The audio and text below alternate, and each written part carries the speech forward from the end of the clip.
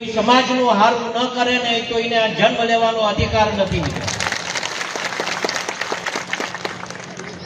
અને હું એમ કહું કે હું કોળી સમાજમાં જન્મ્યો છું અને હું તો ઠાકર ભગવાન પાસે પ્રાર્થના કરું કે મને આ ભાવ તો કોળીમાં આપ્યો ને, પણ આવતો ભાવ મને કોળીમાં આપજે કે અધૂરા કામો કઈક બાકી રહી જાય એ પૂરી કરીએ.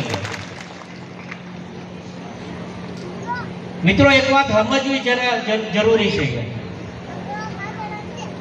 અમે તો પ્રયત્ન કરીએ છીએ, હું હોઉં કે મોટા ભાઈ હોય,